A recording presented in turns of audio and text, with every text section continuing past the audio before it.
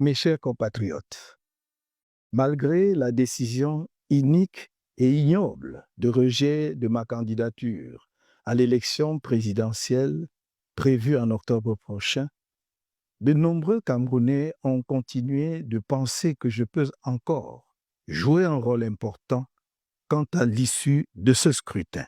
Je les remercie de leur estime renouvelée et de leur confiance inébranlable. J'ai écouté leurs appels réitérés et me suis résolu à voir dans quelle mesure je pouvais y répondre au mieux, comme c'est toujours le cas lorsque l'intérêt supérieur et l'avenir de notre pays m'interpellent. C'est dans cet esprit que j'ai lancé le 16 septembre dernier un appel aux candidats de l'opposition en lice à l'élection en question. Je les exhortais à s'unir, idéalement derrière l'un d'entre eux, ou, à défaut, de former une coalition de plusieurs candidats de poids autour de l'un de ceux qui, parmi eux, ont une grande expérience politique et de la gestion de l'État, en l'occurrence, l'un des deux candidats originaires de la partie septentrionale du pays, sur la base d'une entente préalable entre ces derniers. Une telle démarche était, à mon sens, susceptible d'enclencher une dynamique populaire nationale. Elle aurait permis la mutualisation des efforts et d'éviter la dispersion des voix, rendant inéluctable la victoire du candidat porté par l'ensemble du peuple du changement, autant dire tout le peuple camerounais. Depuis cet appel, j'ai reçu et échangé avec 7 des 11 candidats de l'opposition, y compris les plus importants, ainsi que quelques personnalités de la société civile. Je n'ai pas épargné mes efforts pour encourager la réalisation d'une entente entre les candidats de l'UNDP et du FSNC afin de rendre possible une coalition, même limitée, des candidats de l'opposition autour d'eux. Cette démarche offrait, à mes yeux, une réelle chance de victoire qui répondrait au désir profond de changement qui monte du pays tout entier. L'engagement tardif dans la course à la fonction de président de la République des deux candidats originaires du Grand Nord, que l'opinion semble considérer comme les candidats majeurs à l'élection à venir, ne leur a pas laissé le temps de préparation multiforme, indispensable pour espérer, l'un ou l'autre, créer tout seul une dynamique de victoire. Aujourd'hui, vendredi 26 septembre 2025, nous sommes à la veille de l'ouverture de la période officielle de la campagne électorale, au cours de laquelle on devrait présenter un candidat de la coalition aux électeurs et à tout le peuple camerounais à travers le pays. Expliquer sa mission, fixer son visage dans l'esprit des électeurs, surtout dans les zones rurales. Or, un tel candidat n'a pu être trouvé aux grandes dames des Camerounais. Il y a donc lieu de faire le constat suivant. 1. L'absence d'une coalition de candidats, même limitée, avec les deux candidats du Grand Nord, capables de fédérer les moyens et de créer une dynamique populaire puissante, en mesure d'assurer la victoire du peuple à l'élection présidentielle prochaine. 2. L'existence de profondes divisions au sein de la population, en particulier parmi les soutiens des candidats de l'UNDP et du FSNC, conséquence de l'absence d'une entente pour un seul candidat parmi les deux. 3. La perspective d'un éparpillement des voix susceptible de compromettre sérieusement les chances de victoire d'un candidat de l'opposition. En conséquence de tout ce qui précède, nous, Maurice KAMTO, et l'Alliance politique pour le changement, APC, qui soutenait ma candidature, sommes parvenus à la conclusion qu'il convient de laisser à chaque électeur la responsabilité pleine et entière de voter librement, en son âme et conscience, pour le candidat de l'opposition de son choix lors de l'élection présidentielle prévue le 12 octobre 2025. Vive le Cameroun.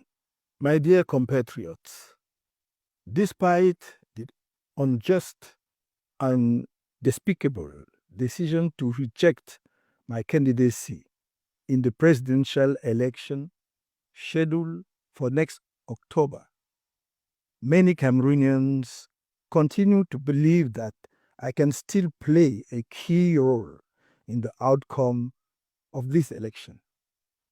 I thank them for their renewed esteem and unwavering confidence. I have listened to their repeated calls and have resolved to see how best I can respond, as I always do when the higher interests and future of our country are at stake. It is in this spirit that on 16 September, I launched an appeal to opposition candidates running in the election in question. I urged them to unite, ideally behind one of their number, or, failing that, to form a coalition of several strong candidates around one of those among them who has extensive political and state management experience, in this case, one of the two candidates from the northern part of the country, on the basis of a prior agreement between them. In my view, such an approach was likely to trigger a national popular movement. It would have allowed for the pooling of efforts and avoided the dispersion of votes, making the victory of the candidate supported by the entire people of change. In other words, the entire Cameroonian people inevitable. Since this appeal, I have met and exchanged views with 7 of the 11 opposition candidates, including the most important ones, as well as a number of prominent figures from civil society. I have spared no effort to encourage an agreement between the UNDP and FSNC candidates in order to make possible a coalition, even of a limited one, of opposition candidates around them.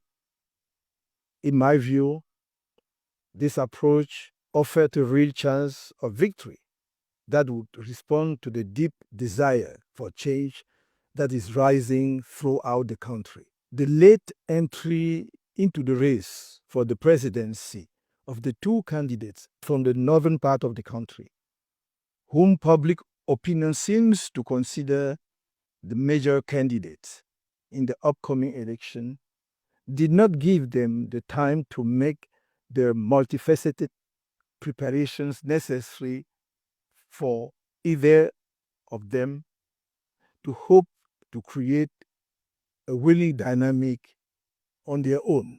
Today, Friday, 26 September 2025, in the eve of the opening of the official electoral campaigns period, during which a coalition candidate should be presented to voters and to all the Cameroonian people across the country. His vision should be explained, and his image should be fixed in the minds of voters, especially in rural areas. However, to the great disappointment of Cameroonians, no such candidate has been found. The following observations can therefore be made. 1.